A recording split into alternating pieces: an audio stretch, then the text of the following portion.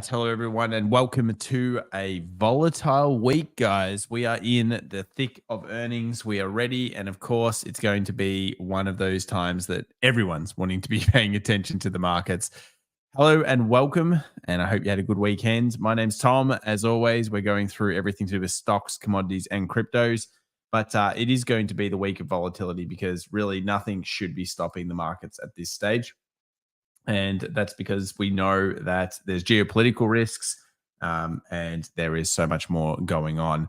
So we'll break down the S&P 500 to start off with here, but let's just give a quick shout out to the people that joined us earlier. We've got new Black AJ, we've got Larry, we've got Mark, Shahid, Leighton, George A, Ray, Vincent A, Paul, Lanny, Product Disclosure, and many, many others. So it's great to have you here. All right, so let's talk markets now, and let's discuss the S&P 500. So there's a very interesting phenomenon that's been happening, and I mentioned this in our Monday macro. If you're ever interested in joining our free 7-day trial for the Market Masters Club, you should check that out because Monday macro is pretty important. And what we did was we actually just realized that markets have obviously been doing this very deep pullback every time they've been dropping down. So, of course, the 61.8 to 75 fib, somewhere in there seems to be where the market's struggling. So each time it's been pulling back to this area. So if you notice over here, we pulled back at this point to the 75. Over here, we pulled back to the 61.8. Now, this is not unusual for markets to do this. It's basically like kind of one step down almost, or maybe one step down 3/4 of the way back.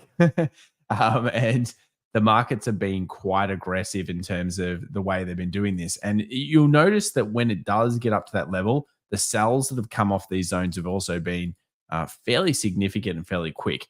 So, yeah, the market does still have a lot of bullish intentions in it. And we're approaching that first level. I've also got marked out here as a HBL because it's 51.75, which we've talked about quite a lot from the options side. So still a series of lower highs, which is always important to note whenever you're looking at markets. Lower high, lower high, lower high, lower high.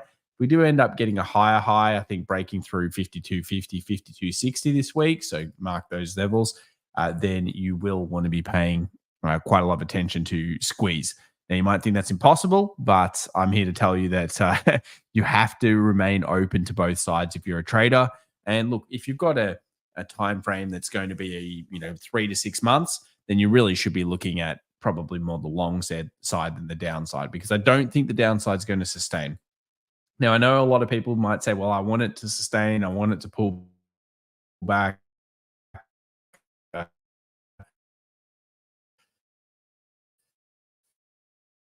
I just don't think that's going to happen. And the main reason is because we do have some growth.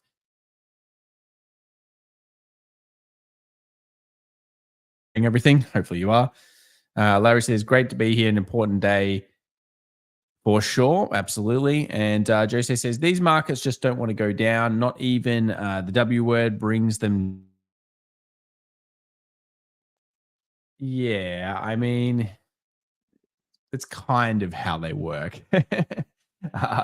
You've got to realize that markets are inherently bullish. Okay, so if you know your stats, it's well over 60% of the time markets are inherently bullish over a short period. If you're going a couple of weeks to a month, so you cannot expect them to always dump. Also, geopolitical situations have happened many, many times in markets, and they become used to it. So you need something that's maybe a little bit different, or something that's completely, really close to home to that particular market. Now, in this case, of course, I'm not here to talk about the geopolitical situation much. I'm just here to talk about the price action. But you'd be surprised. Like, markets will sell for whatever reason, and then they'll often rally on the wall of worry, which is basically when you think everything's so bad, they'll go up. So remember, the sentiment that you are fed and driven through from news media, from even us on YouTube, from everything really, you must always follow price action and the data if you can, as much as possible. So what that really suggests is that price action will be your ultimate trigger, and it's good to have information at your hand, but you kind of need to, especially as a trader, ignore some things if the price is telling you something else. So let's just quickly break it down further. So 51, if we put the 61.8, 75 fib on this, so we're just going to do that right now, we would know then that today's range that you're going to be wanting to look at from a bear perspective is somewhere around here to here. All right. So if you're going to get a sell, it's going to be somewhere in here to here. Now, I'm going to overlay another market next to this. So we'll just put the SPX on the other chart and we'll have a look at this one. And you'll notice that we have a gap sitting there from 5,200. So funnily enough, 5,200. Yeah, 5,200. Yeah. So funnily enough, that's just above this level here. So the gap will be here. And we'd actually open with a gap to the upside after selling off here. So this is kind of unusual. A lot of them have been in the low. Then when we've had the gap to the upside, obviously it's filled it back. So this is where the gap is. This is where we are right now, 5160. So is this possible? I think it's still very, very possible. And you've got to remember that's the current trend. So how are you going to know that it's selling off if you're looking at the shorter time frames? Well, the way you really would need to do it is have some type of trigger in your system. Now, generally a trigger will be some smaller time frame alert that says that it's starting to weaken. I like to use price action alerts. I do teach it in my day trading masterclass, that type of alert system. But yeah, you really need something. You find areas of interest. When areas of interest are found, you then look for triggers. If you get triggers, you go in that direction. If you want to be a better trader, generally you should be going with overall trend. And of course, if you do look at the weekly, the trend is up. If you do look at the monthly, the trend is up. If you look at the daily, it's starting to get a little bit shaky, but still up. And anything underneath that at the moment is actually down. So anything underneath the daily on the S&P is actually quite down on these markets. So yeah, that's my key first zone from the short side. From the long side, 5260, 5250, that's where you've got those options. So that would be where you really want to be looking at much better longs from a statistical perspective. And from the downside, if it does end up going lower, I've already given everyone my major key zones. And they're also shared over on our X account if you want to get a snapshot of that. And we've got the 4,700, 4,800. And then, of course, we have the 5,000 level and the gap fill that's at 49.70. So this level here, I think, is a very good one as well. That would mark out around probably a 5% return on the markets, which is the standard correction path. So generally, the best you can really hope for here is around this, which is the 10%. And I would say this is possible.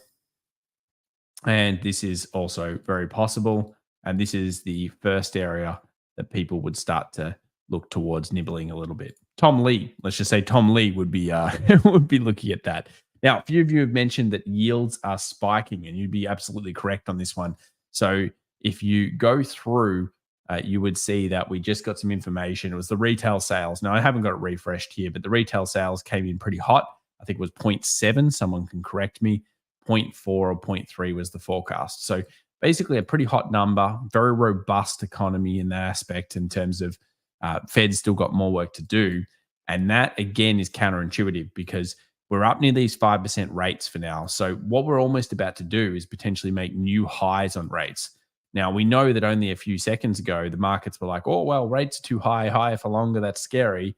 And now we're bulling up. So again, it makes me think that there could be some weakness if we do gap up, we fill early, everyone loses, freaks out and stuff. And then all of a sudden we start to sell. So I think that the short time frames, anything under the daily, guys, I still think we are in a bit of a bear area for that for now. But what do you think in the chat? Do you agree with that idea? Do you have something else that you want to be talking about? Let me know, and we'll read that out in a moment. So thank you very much, Bob's Moses. Crypto Pappy says Hong Kong BTC and ETH ETFs were both approved yesterday. If it was bullish, BTC price would have jumped higher, right? I don't read into that, Crypto Pappy. It's a waste of time looking at one-day catalysts. You should really have your overall thought process on what you believe in about crypto. So if you think that, these are just ETFs. It's a storyline. I would focus more on the price action. And you know what? We'll move over to the crypto market. We'll come back to the others in a moment, but let's have a look at the crypto market. So what do we know? Let's look at the evidence. The evidence so far, is the market still in an upward trend on the higher timeframes? Yes. This is how I'm going to do the show from now on. You tell me whether you like this or not. This is just my opinions. I'm spitballing here about the price action. We're still in a bullish trend. That's just how it is. It's still making a series of higher highs and higher lows. It's in a pullback in time at the moment. And you've already heard what I talked about. If this level doesn't hold, which funnily enough, notice it closed above, that's why we have good levels. We do have good levels, guys. You guys know what's up. You find them. You find them.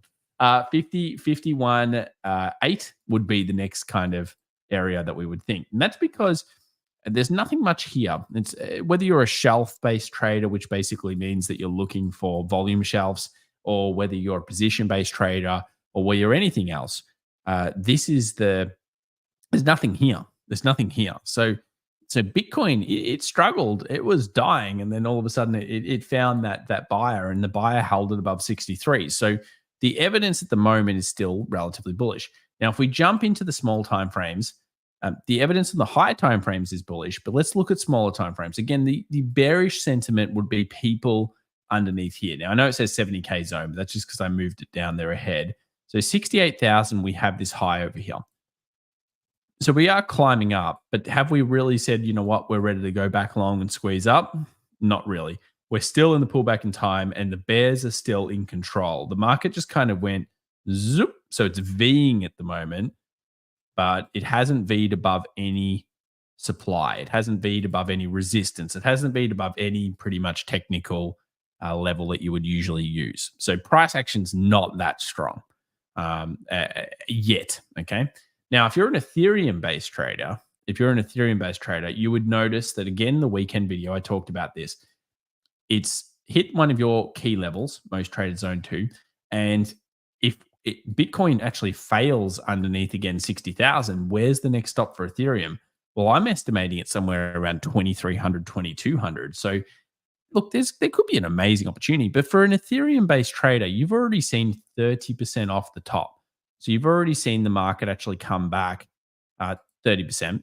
You've also seen the market basically only be up around this amount. So if you actually grabbed a fib out for a second and we put a fib on the charts, you're actually going to see that you've already got a golden pocket ratio sell-off.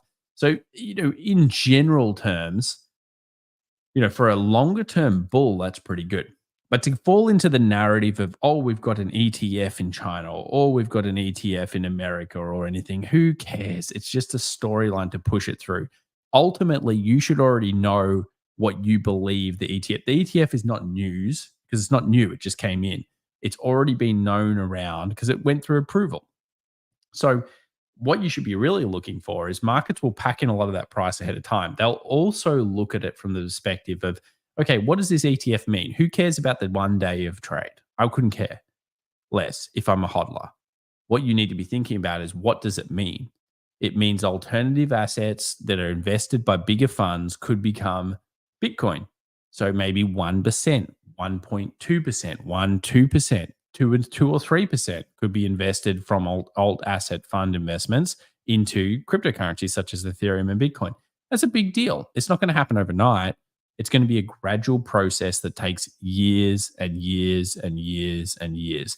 And if you actually look at the BTC ETF, someone might know, what's the total trade volume into the BTC ETFs right now? What is it, about 100 bill? Someone might know in the chat. You guys tell me. I'll read some other comments while you figure that one out. Okay. Trader Joe says, yes, I think wrecking shorts on the war, FUD, first generation false hopes for upside, then rejecting for a journey to fill the gap, create most liquidity. Again, we create storylines for it, but ultimately price action will be the key. And if you're a hodler, it doesn't really matter. If you're a trader, then you don't really, again, the narrative is not going to help you. If a level breaks, well, regardless of the reason why it breaks, if there's nothing holding it on the left-hand side, there's no volume shelf, there's no positional-based level, there's nothing there, then it's going to keep falling. Then we as humans like to know why it happened. If you're a currency trader, believe me, you would have given up on narratives a long time ago. Currency trading, no narratives. Waste of time. Get smoked. All right. So what else have we got here? NAS looks like a pump. All right, let's have a look at the NASDAQ. Again, interested to know what you guys think. Also, thank you for 700 people joining us so early here. We're almost into the market. We're about 40 minutes away from the open. If you do enjoy the show, give it a thumbs up. It does help us out. And it helps me to also stay up late at night for you guys and make sure these opens get done. All right, let's move over to the NASDAQ. So NASDAQ's still in a pullback in time. That basically means that we're in a channeling market. So have I ever said that's actually in a negative downtrend? No. And the reason is quite simply is because we haven't broken through the same level I rabbited on for quite a while. 17,700 and kind of 80. Now, we're still not below that level. We still haven't really put a lot of pressure on, but for somebody that wants to invest in the market, you've actually lost 1.5 months of time. Now, you might not think that's anything, but that's actually burning the market. That's actually making the market slow, which is a good thing. Now, is it enough? I don't think so yet. And earnings season kickoff, of course, Netflix this week. So make sure you're aware of that. Netflix coming in this week is going to be a big deal. And that's Thursday. And just remember, if you're not already aware, oh, that's not the one I want. There it is. Netflix is going to be plus minus 9%. So plus minus 9%, that's a huge deal. And this is realistically the one that matters. Now, I know Goldman Sachs just came out. We'll look at that in a moment. It looks like they had some form of decent earnings, or at least they were better than JP Morgan. So we'll certainly look at that. Jason says NDX is wave 4. Yeah, I mean, it can be. Depends where you're going to count it from. Again, I'm not. You know me in waves. I'm not a huge fan. All right. Sometimes we might bring some waves back into it one day.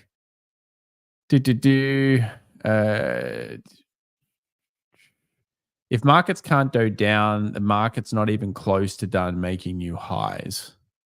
If market can't go down on this, market's not even close to making new highs. Yeah, I think no, it's not. Again, what have you? You read the news. You obviously interpret that a certain way. I've seen the WW3 being going around a lot, guys. I said it every week, and I'll say it again. This decade is data and geopolitical risks. It is going to get much worse. I'm sorry. Geopolitical risks are not getting easier. They're going to get worse. And that is the nature of what's happening. I wish it wasn't that way. You may agree, you may disagree. But in my data, from what I've seen modeled, I've been talking to a couple of bonds guys that model this stuff. They've been modeling it for years. It's worse. In all circumstances, it's going to get worse. Now, that doesn't mean the market's going to crash, by the way. But it is a storyline that you could use to potentially understand how to invest in markets better and to safeguard yourself from those. So, yeah, anyway, that's interesting there. Are you based in Australia? I am, Robert. Yeah, absolutely. And John says here, good morning, Tom. Any thoughts on MXC price action? Maybe we'll look at that later. If you remind me, John, we'll just give it a shot.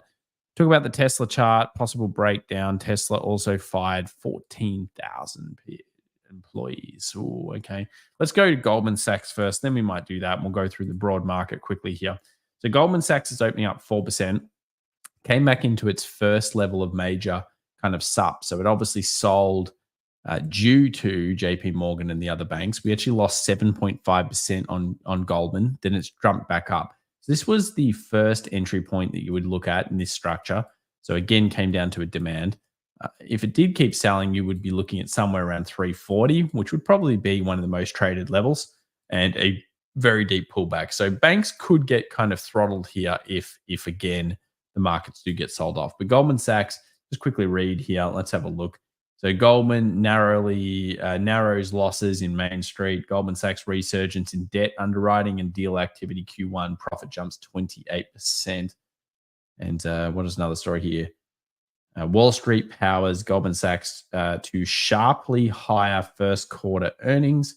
And Goldman Sachs sees first quarter gain from debt underwriting. So again, some debt underwriting. Debt. That's a very important aspect of the next decade as well, the next couple of years.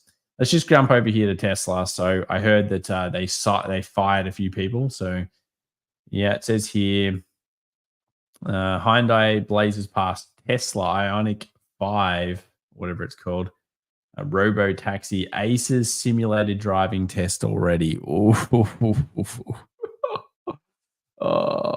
that's not good, is it? It's only down 0.74%. But if that's true, I thought that was it's funny how like that was a narrative, and that's why I say narratives aren't kind of good. Everyone was so big on FSD and Tesla's so good with the FSD, and now almost no one wants to talk about it. Look, I got a Tesla. I gotta let that thing drive for me, and I can say in Australia, not in America. I can't tell you there. It would have killed me. Okay, I'm just gonna say that it was holy moly. Let's just say my wife said never ever put that thing on again. And now that could be because we have kangaroos and possibly land dolphins and drop bears and stuff, guys. I mean, drop bear might have dropped out of the sky onto the Tesla, as you know, as Americans, you guys know about the drop bears. Yeah, if you ever come to Australia, watch out for eucalyptus because the drop bear drops on you, like grabs you in the face and stuff. You got to be careful about that, guys. But anyway, the Tesla, it wasn't ready here. It's not going to work. But anyway, if the Hyundai is there, I'm not really a big believer in that aspect. What I actually do think, because I think there's all sorts of litigation nightmares in it. But yeah, I do think that there's still a big data play from Tesla. And remember, they've been capturing for a long time. So there should be a data thing. There should really be an AI play on Tesla. And I'm surprised it's not there at this stage.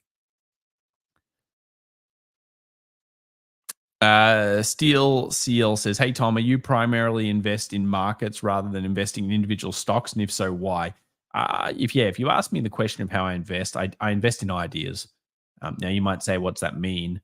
Well, that means that like I hold individual stocks, but I hold them all as an idea, so I basket them. And you might say, "Well, that's weak, dude. Why do you do that?" I mean, obviously, I've told you guys I like NVIDIA, I like Microsoft.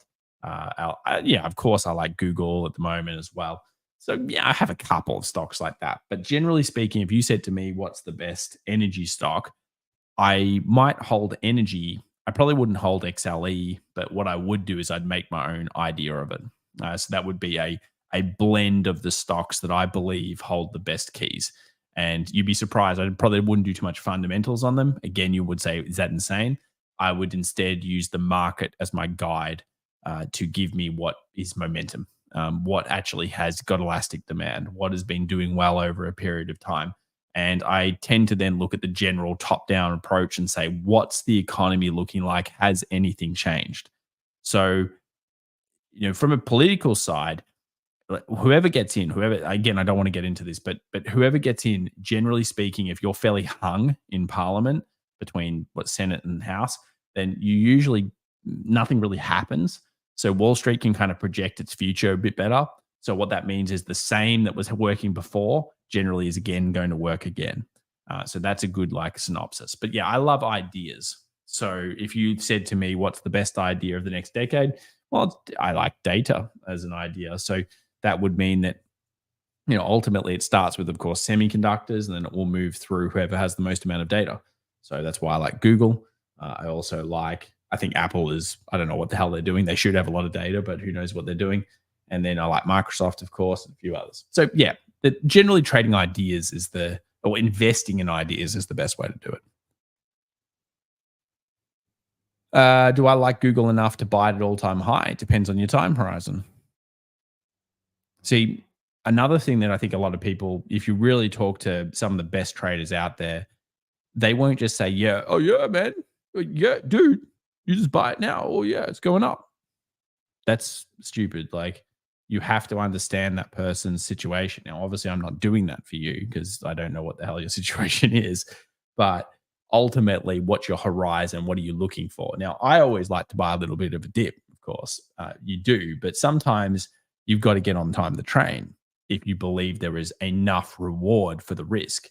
So let's say the stock's 10% off the bottom. You could be the trader that sits there or the investor that sits there and says, "Woe is me," or "I wish I got it 10% ago." Or you could say, "Holy moly, this thing's going. I'm 3% worse than I thought I was going to be, but my horizon is very strong for this. These are investments. They are not trades, or these are multi-month holds. They are not trades." Very different, very different.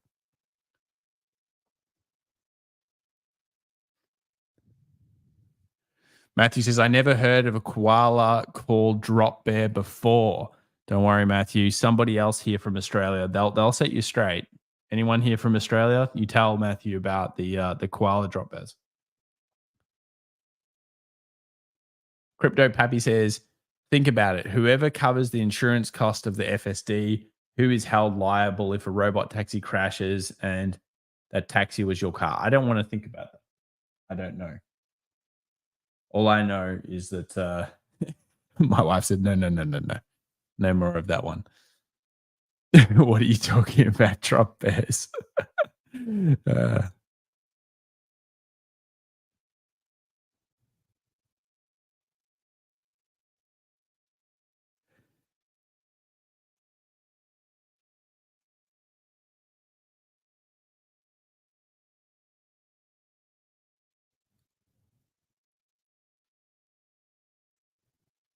there we go. So Kev's got you guys. Kev's got you guys.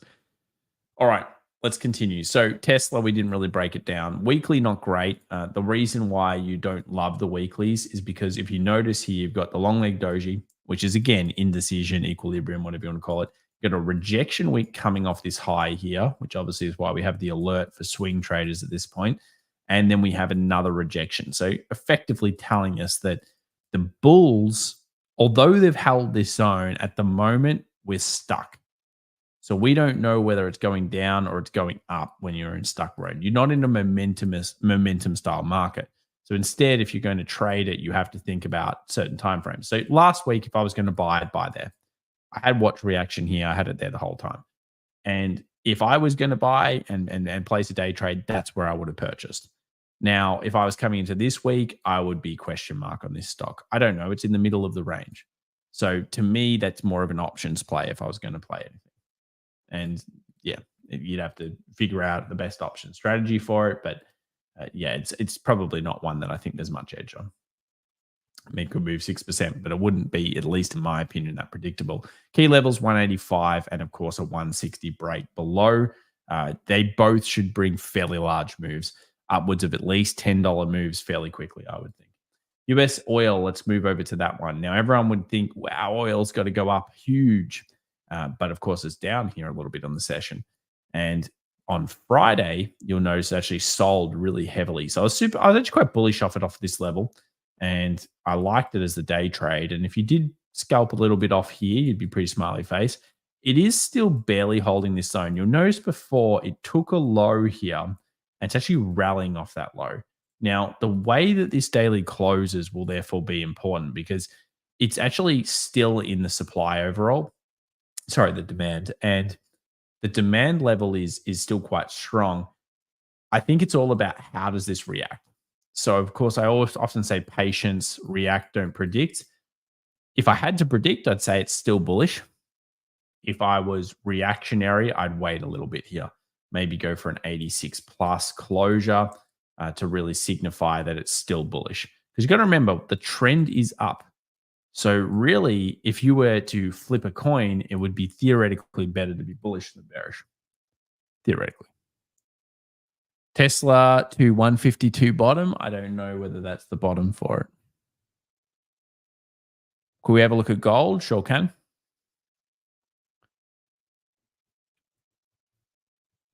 Phil says there's huge drop bears in Western Australia.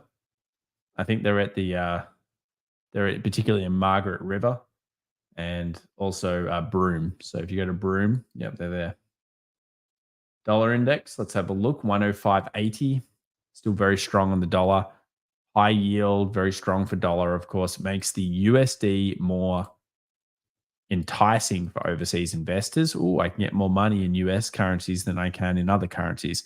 So higher for longer seems to be, again, the storyline. Certainly the negative storyline the markets are currently not reacting to.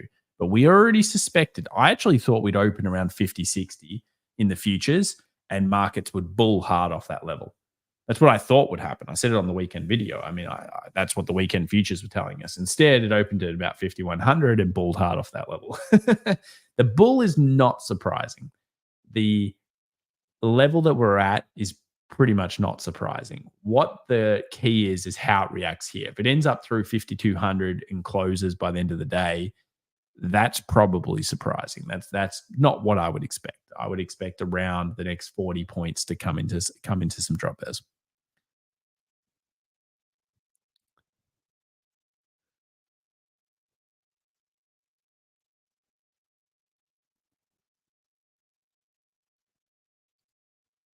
All right, let's go to the next one. Copper. Pretty strong on copper. All metals did really well.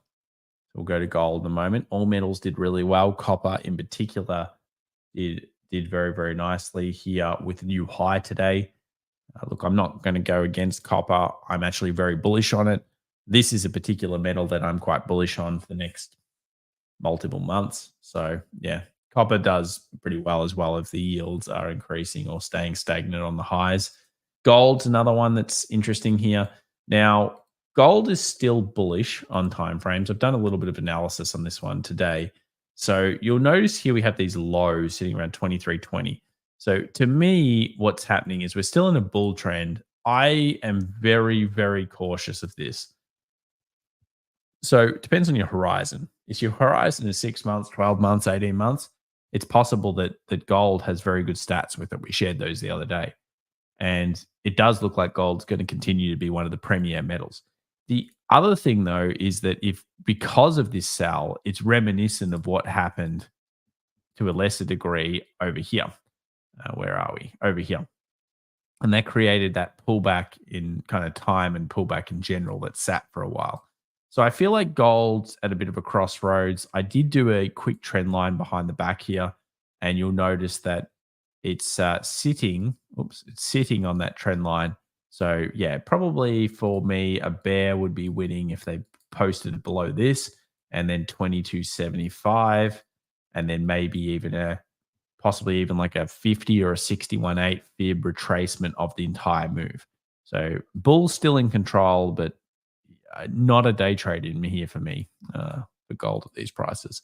Quill Owl, $10 Australian. Thank you very much, Quill. It's always appreciated that you support the channel, and $10 very generous. Value your videos, Tom. Thank you very much. Could you cover the Aussie market, please? We certainly can, and we'll look at that in just a moment, Quill Owl. Thank you again for your support. Appreciate it. Big Silver Hot Dog says 3DFX was the days, and Brad says he got to say, I like your logo. Reminds me of 3DFX. Man, I'm showing my age with 3DFX. So if anyone doesn't know, 3DFX was a graphics card company back in the 90s, and they made pretty sure they made the Voodoo 2, if anyone can remember. And that was the boss. The Voodoo 2, guys. Then they made some other Voodoo, no good. But the Voodoo 2, the people that know, they know.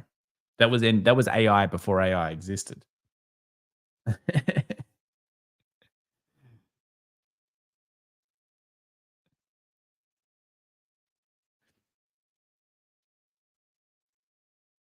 Yeah. Voodoo 2, guys. Voodoo 2. All right. So the question was ASX 200. Well, actually, the Aussie 200 is a great market for us to look at today, because whether you're interested in the Aussie market or the FTSE, or you just care about the US market, which most of you do, it's still good to look at world markets because you understand the differences between them. So the Australian market actually hasn't done much for a while. And you'll notice that it's really been trading kind of similar price to 2021. So this is actually, even from 2020, let's just do a percentage here so you can see how bad the Australian market's actually been. So at this point, it is 8.3% up since 2020. 8.3%. Is that impressive? Or no?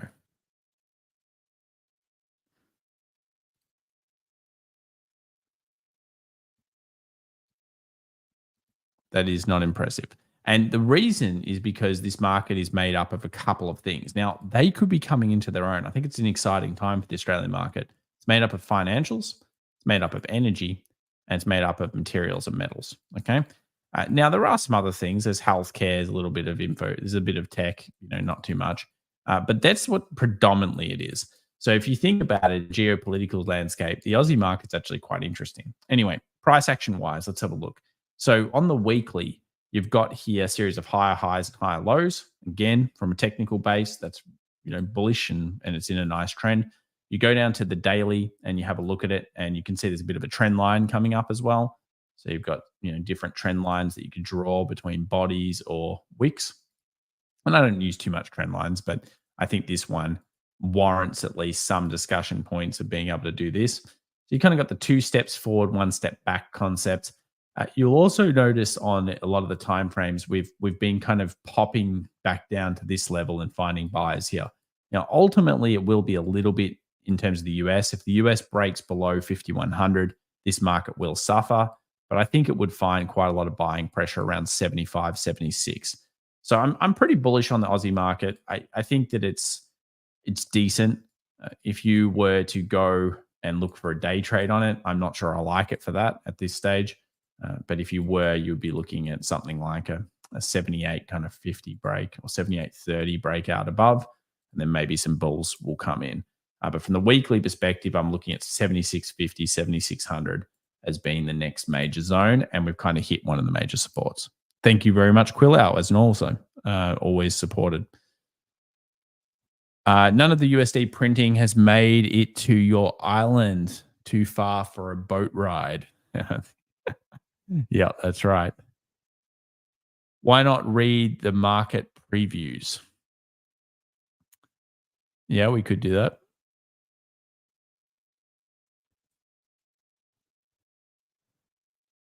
Hey, Tom, can you have a look at United Health's 52-week low? Earnings is tomorrow. Yeah, so this is one that kicks off earnings season often. So I guess we'll look at United Health. A lot of healthcare stocks down quite low. Yeah, this one has been suffering. Now, it's sold relatively aggressively the last couple of weeks. You can see here quite a big sell down into these levels, and you've got a lot of pressure around the 400, 410 towards the bulls. So 400, 410. I call that a dropping knife or a falling knife. So we don't really want to get involved generally in this type of structure unless there's a reason to do so. Now, earnings will be a catalyst one way or the other, but it's a guess. And at this stage, all you can say is, okay, well, there's a minor level of SUP that was here, maybe some SUP that was here. We're testing that. If we break down, we're probably going to about 400. So it's still in capitulation. So there's not really a trade there, at least in my eye, that can be replicated yet. I'd wait for earnings and then make a better decision. Otherwise, you're guessing ahead of earnings, and you're going to say, okay, well, I'm buying. Let's say you believe it's going to have good earnings. It might, but if you're going to do that, you might need to use an option. Anyone watching the beginning, did we cover the VIX yet? No, we haven't looked at the VIX, but we will check it out. So the VIX started and actually got up to 19. Haven't hit 20 for a while. But usually when you do start a VIX kind of increase like we've had right now, there is something behind it. So last year we saw this begin the kind of October sell-off. So we had that August beginning, and then of course we kept selling through to October. And the VIX didn't go up for no reason. There's of course some risks there throughout, but I'm not going to trade the VIX. You should never trade the VIX. It's a bad idea. You get smoked. But when the VIX goes above 20, that's usually when you consider the bears in control of a market. So I mentioned this. When was this? On the 4th of April as a pretty big deal. And of course, the markets have since fallen a little bit lower and kind of traded around this range a little bit. I think this is still a pivotal point for the VIX. I'd like to see it kind of spike over the next couple of sessions, maybe today, later on, or in the session, or maybe even Tuesday, Wednesday this week. We will want to see a spike at least by Netflix. And if we don't get one by Netflix and the markets start turning up bullish, then of course, maybe that's all we got on the markets. But the VIX above 16 is a deal. There was a lot of short vol. So what that means is there's a lot of puts that are out there in the markets that need to be hedged off, especially if the markets start flashing, crashing. So if they started chunking a few percentages, the excuse actually on the markets, which is in plain sight that no one's talking about much, is the amount of puts that are outstanding that are actually all short. And they are all like, effectively, they're all crediting puts. So if the markets got flogged and they went down like 2-3%, it would cost someone dearly, and they would have to hedge off, which creates that kind of flow-on effect that can be quite aggressive on the markets.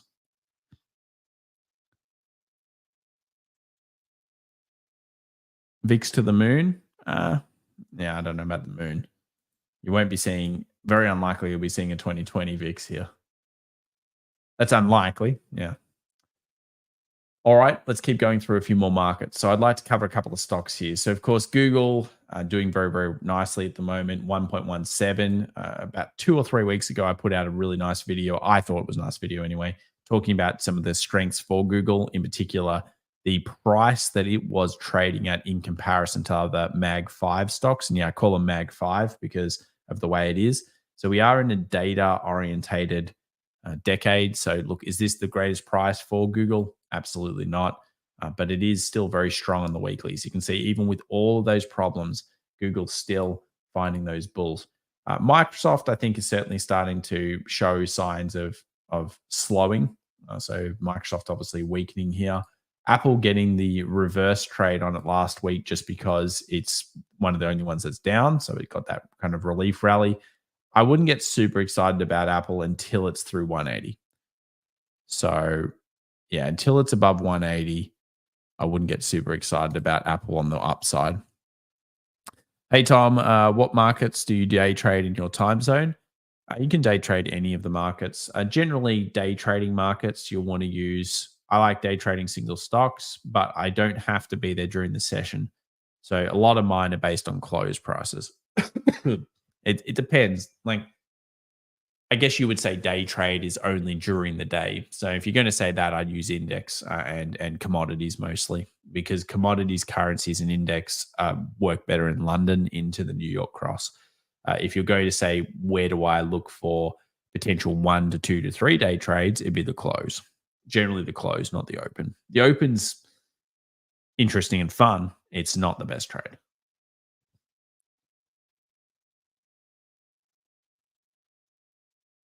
Flippin said, you said you put a video on Google last week. How do I get the videos? It's in one of my daily shows. To be real, I don't remember which one I did it on. But I did talk about it. It'd be about 2 weeks ago in the daily upload shows. It's not a live show. It's one of the daily videos that I put out. How about the defensive sector? What will happen with what's happening in Israel and stuff on the weekend? Yeah, look, I wouldn't necessarily buy the defensive sector, but you could look at the metals. So the metals and the rare earth minerals and stuff, they're the ones that are probably more interesting for the more sustained run. So if you looked at something like a Lockheed instead, and Lockheed Martin, this will probably only be up a little bit, and you might notice that this stock is actually very sideways. So this is where all of this began, kind of, I guess you could say, the genesis of the horrible things that are going on, and we are still trading at the same price. So I think what that tells you, and again, it's been quite choppy for years. This is just one example. There are, of course, ones that I'm sure are vertical, but I think the better play is not actually that sector. And some people have problems with this sector, of course. Crypto Pappy says, I must say you made one hell of a great call on gold weeks or heck months ago, Tom. Yeah, gold and oil generally I'm pretty strong in. You got to remember, it's where do you have your edge and why do you have edge? So obviously I share some things on YouTube, not everything, of course. But yeah, those particular markets I do tend to have a lot more strength in, because I understand very clearly some of the ways that markets move with each other. And also retail traders haven't really been sharing a lot of the top stuff. And you've got to remember that the biggest issue with stock markets is that there's some stuff is getting harder. There's no doubt. So look, if you're going to be in stocks for a long time, of course you should be on the bull end. There's no doubt. Gold in particular has its periods which are really good, and predominantly it's terrible. Okay. So most gold people you talk to, they'll just be like, oh yeah, man, this gold's the best. 50% jewelry, central banks buying it out of control. It's used as the best conductor, something else they made up. I don't know, whatever they got excuses for. Gold is crap most of the time, but this particular, especially the last 2 to 3 years, it has been more interesting than almost any period during my trading career, which spans back to the GFC. Now, of course, the 2007 to 2011 boom was pretty nice. The bust was a very interesting period when we went down to like $1,000 an ounce on gold. And then this is, in my opinion, the renaissance of gold. And the reason why is we're in a currency war. Okay, it's my opinion.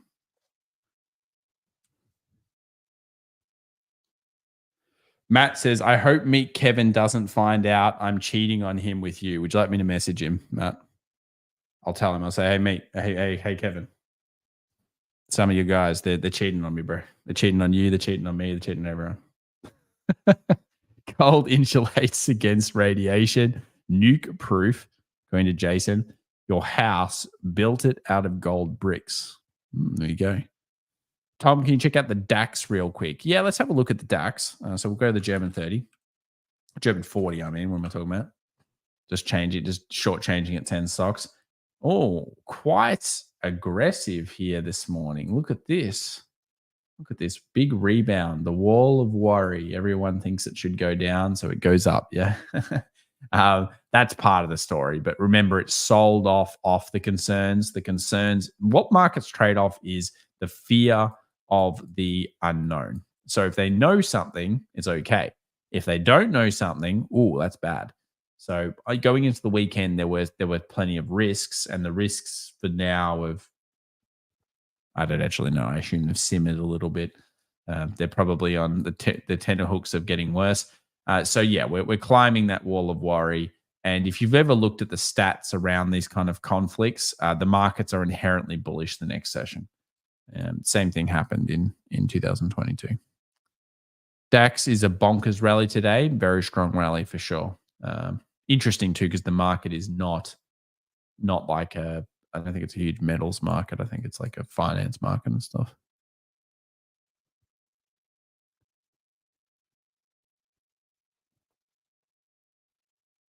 MXC. Yep. All right. So let's look at MXC.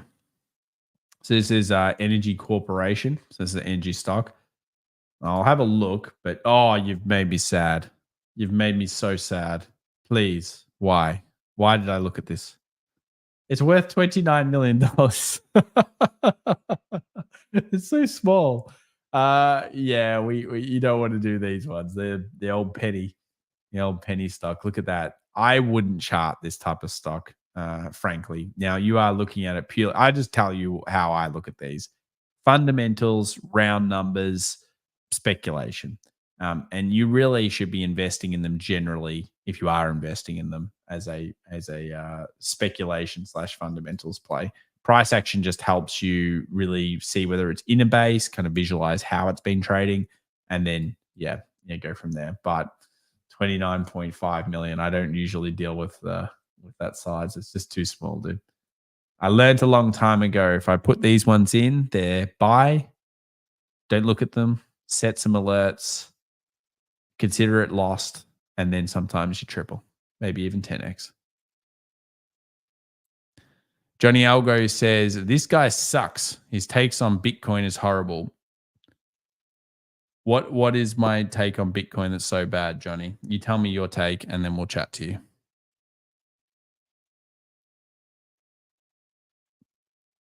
Any chance you can have a look at Boeing or Lululemon? Yeah, let's check out Lulu. Let's have a look at Lulu. Okay, so Lulu is quite folly. All right, so this is definitely sold off a fair bit here, and certainly in capitulation. So when you get a stock selling this much, 33% weekly, pretty close to doing it consistently now, and especially it's done it over here, it's a very difficult buy. If I was to buy this type of stock, so earnings is out of the way, you've got to wait because that's actually capitulation. See how it gapped down off the earnings and it continues to fail? You're actually looking for where it's going to find its base. So it could be here and it could be here. So both of these levels are zones that I would focus on. And then what I would do is I would wait till you see like at least a green daily candle. And then, you could see that candle actually get taken out. And if that happens, then you could be moving into the dead cat bounce side. They are their own types of trades. I mean, Lulu would probably be worth watching myself even. It's in capitulation. You do not predict where this stops, though. You must see price action actually find strength. And so far, it has literally been a series of lower lows and lower highs, lower lows and lower highs across the board. Joe says evening time palladium at a good pickup level, and we'll check that out. I like Lulu. I'm going to add it in just because it's capitulation central, and I must already have it on my chart. Let's go to snow.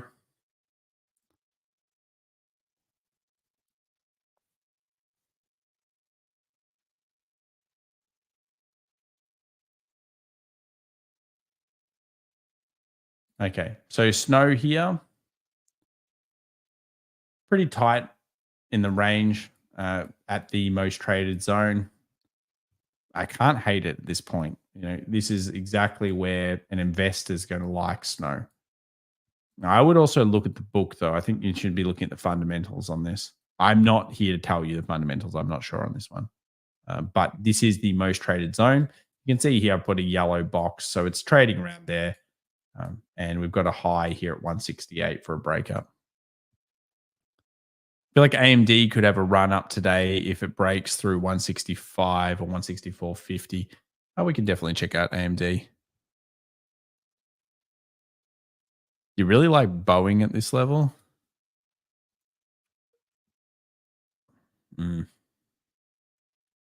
Well, it was so well, actually, just before that happens, let's have a look at whoops. Okay, so Boeing obviously cops a bad rap in the news, but just remember that also happened to Target. And look at how Target ended up rallying off the bottom. So it actually ended up being a 68% trade. So before we go to Boeing, I just guess, again, the narrative is one thing. This is a capitulation trade. So sell, sell, sell, sell, sell, sell, sell, sell, sell. The problem for Boeing is it's been multi-years of having issues. So multi-years of having issues. And then, we just keep selling and selling and selling. I wouldn't do anything until you find price action turnaround, unless you've got some kind of investment level. Another thing you could do is you could pull a fib. You'll notice it's already gone through the 61.8 level, which is here. So found a small bounce. So it might be going all the way to like a 75 or something around 159.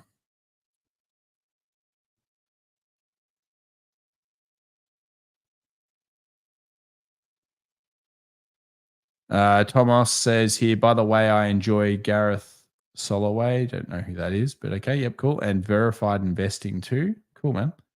I wonder if you guys could ever have a chat and could ever have joint streams. Yeah, it's possible. I'm happy to work with. I think, look, I'll probably be doing one with somebody relatively soon, pretty big X person.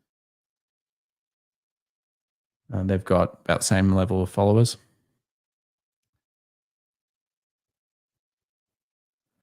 How about RTY versus the SPY daily? So, okay, so you're looking at the Russell versus SPY combo. You could also use IWM. So basically, this is the idea that IWM or Russell 2K is quite cheap versus the SPY and has been for a while. So this is the ratio. So going back to November, if you purchased it on this exact day, then you've basically been holding your own versus the S&P 500. Obviously, there was some outperformance here by the small caps at one point, and that's driven off since 2024. I agree with you that it's at a very good zone. So let's go out and look at this from a perspective of a long-short ratio. With the Russell 2K, you need to know when to buy it and hold it for a long time. It's a great combo. So if you don't have a combo like this, IWM SPY or RTY SPY is a good combo. It's at a great ratio, which means that Russell is quite undervalued versus SPY. Problem is, it's not going to do better until yields come down. So what I would mark out is more of 4.1. So I would say, okay, well, yeah, it's a cool level. As a ratio, maybe you could buy it as a bottom pick, but really 4.1 will be when the Russell starts to outperform. So we would do that. 4.1 would be the key. All right, let's go to AMD. People saying AMD's PE is 87.44. It's not cheap, but yeah, it's not just the PE. Look at what about the forward PE? What about the guidance? Those types of things. I'm pretty sure AMD hasn't really been turning a profit for a while, or proper good profit for a while. So that's part of the issue. It is trading right at the lows. And yeah, right at these lows. And this, therefore, is interesting to a day trader. Someone said before 164.50. So you're looking for it to go above. You probably want it to go at least above this high. So 165.70 to me. It's at a day trade level though, for buyers to try to pick out a bottom for it. But if it fails here, then get ready for a 145. There's nothing. There's nothing here on the left hand side.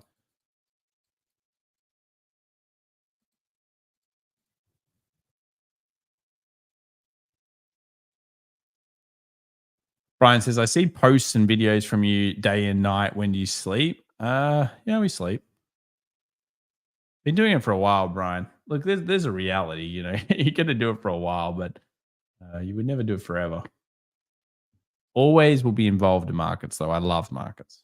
If you love something, it's not really that much work, but you've got to be careful. It can overrun you. There's no doubt. So with our stock, with our commodities, with our currencies, with anything like that, you've got to be always very mindful of the reason why I like stock markets. At least you actually get a time off a little bit on the weekend, whereas the crypto markets, that's bonkers. It never stops. What about PLTR? Let's take a look at PLTR. Last time I checked, it was actually coming down on the charts. Probably high yields not really helping it. So PLTR has the classic head and shoulders pattern on it. So you got the left shoulder, head, right shoulder. We just opened, by the way, and the markets came down. So I know we dinged. I just got consumed by the questions. But yeah, here's the left shoulder, head, right shoulder. And we obviously are sitting around that zone. So to me, there's a real potential. If you took the head to the shoulder line, you'd be pushing down. All right, let's have a look at there's no bullishness yet in this chart. Let's have a look at the market. So they've opened up at the 61.8 fib, which we know is where the bears kind of sit this morning.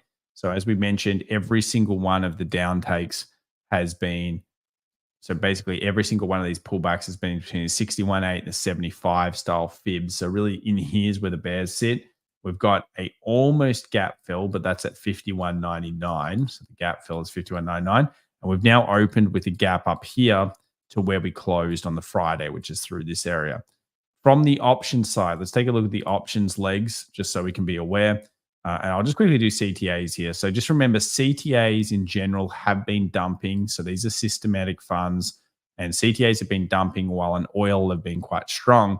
So it does signify that there's something a little bit more sinister behind this market pullback in time, or pullback at the moment is more sinister than it usually would be. And here we have the 0DTEs. So today 0Ts will change as the market opens, but notice the 51.75 where the puts begin. The markets basically went back to neutrality. They tried to get out of the strong negative gamma situation. If the markets start moving down, because by the end of the day, a lot of these will need to be hedged if they're not already hedged off, that can create more systematic sells. So for the bulls, they'll want to be holding it above that 51.75 to 5200 level. And remember, until we switch to 52.60, 52.50, it's still theoretically low time frame bears in control. But if it does keep holding down throughout the session, that can create further selling into the close. 50.65 and 5100 are the mains in terms of supports. And you'll notice that's because the next session, it's very similar. 51.75, well struck put level, and 5100. And this is the same thing that you witnessed on the way up. What you witnessed was a positive gamma situation where we hit call walls, which were effectively giant levels of calls like this. And then as we went through them, we got squeezed because those had to be hedged off. And we got squeezed. And actually, this 0DTE market is causing markets to trade like this like never before. Because we never had this up until a year and a half ago. Not these one-day expirations. When I first started, there wasn't even weeklies. So we didn't have weeklies. We just had monthlies.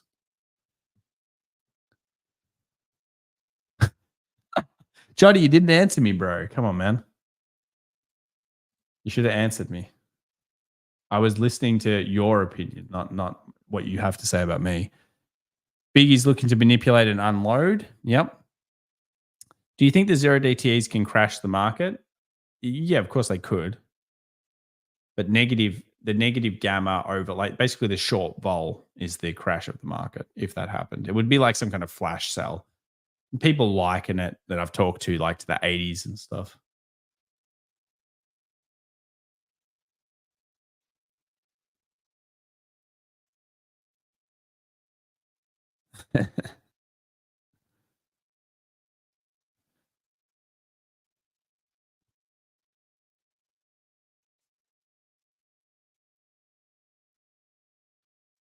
All right. What else have we got here?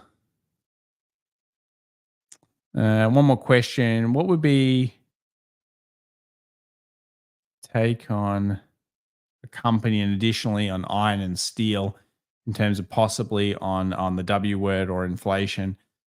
Yeah, so I think it's like rare earth minerals and metals are very interesting.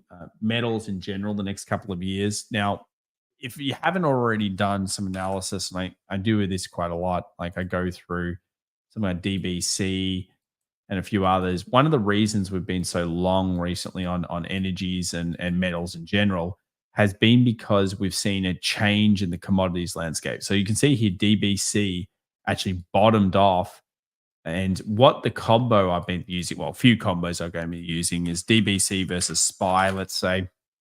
And this is basically commodities versus SPY.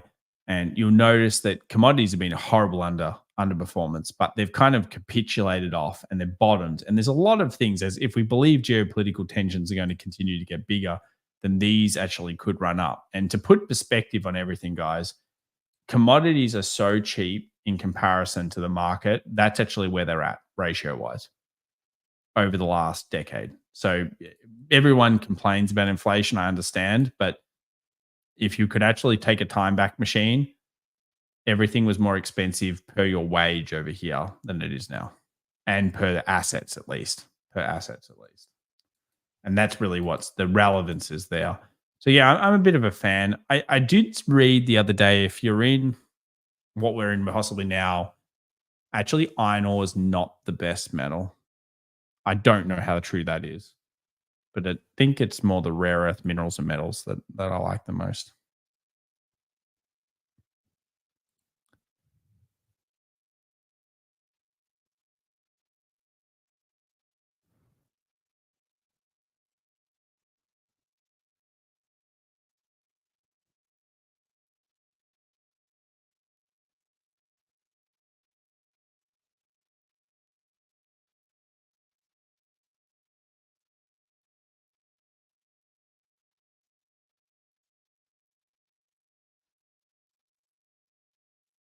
How's Barber going?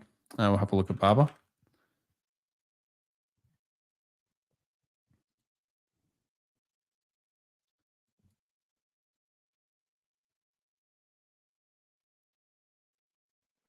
Oh, very good. So this stock is not the Chinese stock I would ever go for. You've got to remember, Barber is not what it once was. It got shelled years ago. So yeah, if you're looking for Chinese stocks, you want your Tencents, your Baidu's, those types of things. Not very good. That's a bad weekly close. Still in consolidation. Some people will still say bottoming pattern, which is totally fine, but it's still at the bottom.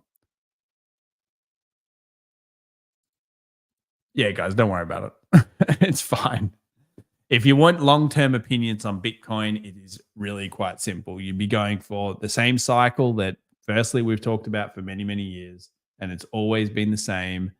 You always go with the halving cycles. You always look at the overlays, and if you notice, with the alt assets that are coming in, is highly likely Bitcoin will make over 100,000 over the next couple of years, if not faster. And of course, I think it's going to hit about 150. But I also think gold's going to do well over 3K. So it's all very similar setups. TCOM, Chinese bull stock. TCOM. Tripcom Group Limited. Okay, it is certainly a bull stock at the moment. 20 to 50, 32 billion in size. Don't know what it does. Never looked at it before. Pattern is fine at this point. Obviously, it's just already bullish. So you've got here a series of highs and high, like basically the low here. If you did pick it up there, that would have been the best purchase. Here would have been okay as well. And at this point, it's just pullbacks maybe being met by bull demand. Don't know much about that company. So for everyone today, the way that I'd be looking at the markets is that we've got yields up across two yields up across the board here. So we've got 5 and 4.6. And then, of course, we've got US 500 sitting about 150, 167. So this level is between the 61.8 and the 75 fib, which obviously we know has been what's been stopping the market on the way down so far. And I would probably be very cautious in here of what's going to happen based on that 51.75 put level. See how the market ends up trading through the first part of the session. You've got a gap below, you've got the level up here. 5100 should cascade to around 50.50. So if it does manage to get through, that'd be the zone to the next level. And I think if you get down here, it's more than likely we're going to the weekly 20 moving average. So I think weekly 20 moving average has to be in everyone's minds. And that sits around the 49.80, 49.60 zone. Joe wants palladium. Sure. Let's have a look here.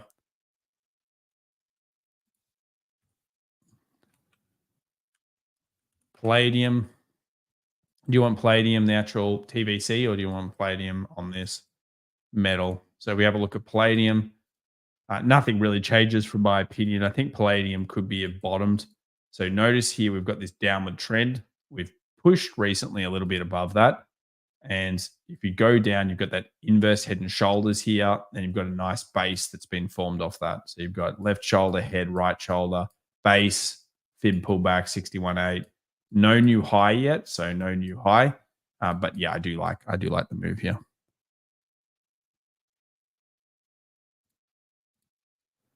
All right, Johnny, man. Just have to get rid of you, bro. Being useless. All right. So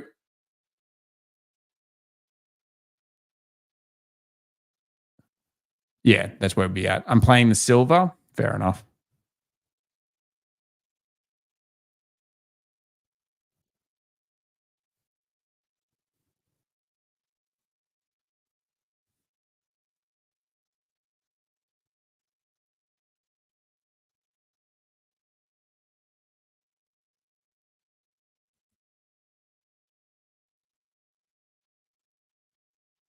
And maybe it's an algo. Yeah. What's top junior buying? Yeah, if I was setting up a portfolio, probably you have to go long term. So you'd have to go a mixture of semis, data based plays. So basically massive corporate data plays and cybersecurity. And then I would probably go into a little bit of rare earth metals and minerals at these prices. But because you don't know which one's good, you have to basket them. Yeah, so that's what I'll do. I haven't started it yet. I'm waiting for what I will call a generational buying opportunity, and I'm just leaving the money there for a little bit. But if I was going now, it's possible I'd go rare earth metals and metals.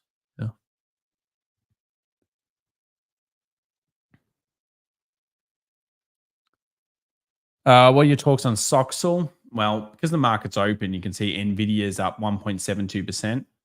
So semis are up the most.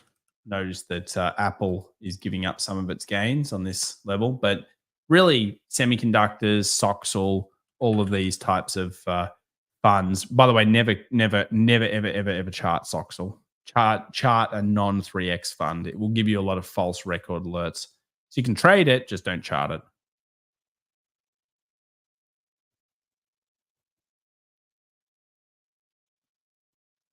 Micah says, can't believe you can't see excellent analysis for you, Tom. I've been watching your videos for a long time. Keep up the good work. It's just because if you like Bitcoin, you always just want to be on the bullish side. Like a lot of people they've only just found out about things like the halving cycles. And if you don't talk about it all the time and talk about it in the positive light, people get upset. It's all right. There's plenty of people like that. It's all good.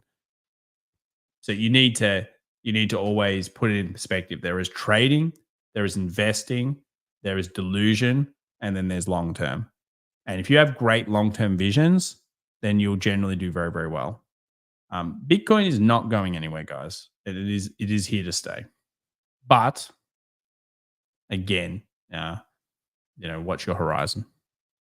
Tesla short term, short, especially below 160. Indicators show promising. I would say Tesla under 160 will be quite negative. And of course, the not great news about the firing of however many staff it is. All right, guys. Well, I think that probably brings us to the end of the show. Thank you so much for joining us. So this week we've got our key levels for the US 500. We obviously know where to look for in Bitcoin. If it does end up making underneath those, again, long-term hodlers, you would not care less about this particular thing. The future is generally pretty bright. And if we go through some of the other stocks, then you'll be looking at things like Google from the strength category that it's currently been seeing. So that's got that momentum in it if markets do start to rally up. From the individual stocks, what we've been talking about, the rise inflation-based trades, the gold, the metals, the energy stocks, they're all generally doing pretty good.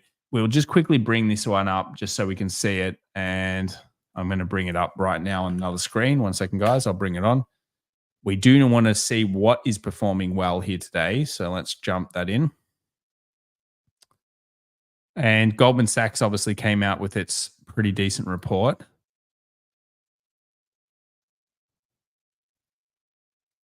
All right. So today is semiconductors here early, and we've also got metals doing quite well out of the gate strongly after close. Financials getting that relief rally thanks to Goldman Sachs. And the worst performers today are gold and solar. So I think it's rare earth minerals and metals that are the most interesting this week in the higher interest rates that we're currently seeing. Do not lose sight of the fact that we just saw yields today spike 2% off the news, and that we're sitting between 5160, 5200. So very key level for the day traders. I certainly would be watching them and having a very quick look, and that'll be good. Thank you. Give it a like if you enjoy it, and always appreciate it. Michael says, listening to Tom is like listening to your parents. You think you know better until you step in a big pile of it and you wish you had listened when you had the chance. No substitute for experience.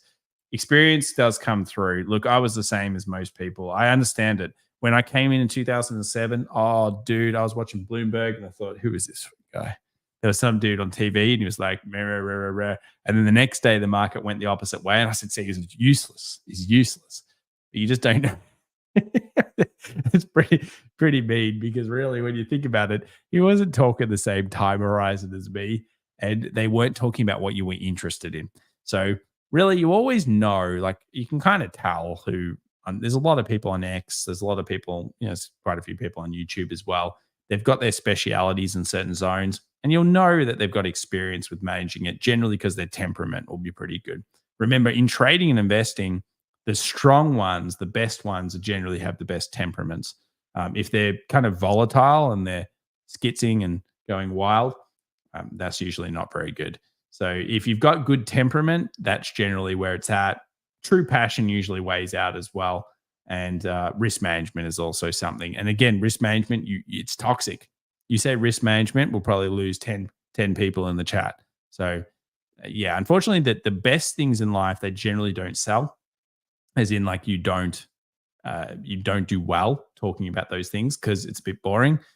But in aspect, you always know, because temperament is the number one, whether you're a trader or an investor. Being able to not feel fear or greed is boring, monotone almost, but it is a very successful thing. I'm sure many people in the chat will agree if you've gone full circle. We have some great guys out here and girls in the community. So thank you so much for joining us.